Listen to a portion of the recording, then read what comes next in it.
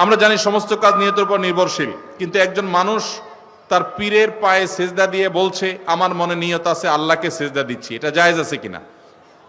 ভাইরা আমার, আমাদের এই কপাল শুধুমাত্র আমরা নিবেদন করব আল্লাহকে। কাকে? আল্লাহকে। আল্লাহ ছাড়া মানুষের এই কপাল আর কারোর সামনে সেজদায় অবনত হবে। আল্লাহ সুবহানাহু ওয়া তাআলা কোরআনে কারীমে সূরা ফাতিহাতে আমাদেরকে শিক্ষা দিয়েছেন, ইয়্যাকা না'বুদু, আল্লাহ আপনারই ইবাদত করি।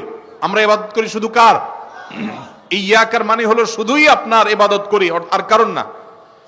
অতএব ইবাদত শুধু আল্লাহর হতে হবে। কেউ যদি পীরকে সেজদা করে নিয়ত করে যে নিয়ত আল্লাহর, দিচ্ছি পীরের দিকে ফিরায়া, তাহলে সেও মুশরিকদের মধ্যে গণ্য হবে। এই নিয়তের কারণে সে শিরক থেকে বের হবে না, কারণ সে মূলত তার পীরকেই সেজদা নিবেদন করছে। এখানে তার নিয়ত ধর্তব্য হবে না, সে মূলত শিরকে আকবরে লিপ্ত হয়েছে।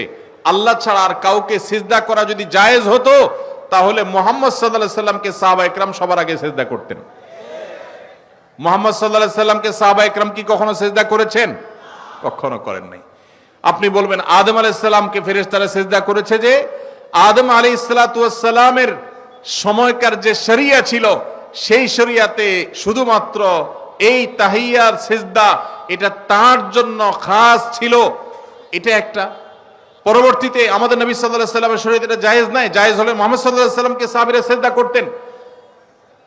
আরো আদম আলাইহিস সালামের সেই সিজদা নিয়ে আরো নানাবিধ ব্যাখ্যা আছে, মুফাসসিরদের নানা বিষয় উক্তি আছে, বক্তব্য আছে।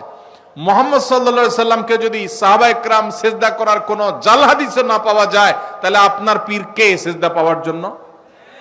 সাহাবা ইকরাম মুহাম্মদ সাল্লাল্লাহু আলাইহি সাল্লামকে সিজদা করে আল্লাহকে নিয়ত করতে পারতেন, সেটা তো তারা করেন না। তাহলে আপনাকে এটা কে শিখাইছে? শয়তান শিখাইছে। কে শিখাইছে? আল্লাহ তাআলা আমাদের ভাইদেরকে হেদায়েত নসিব করুন। যারা শিরকে লিপ্ত আছে, আল্লাহ তাআলা তাদেরকে তাওহীদে আসার তৌফিক নসিব করুন।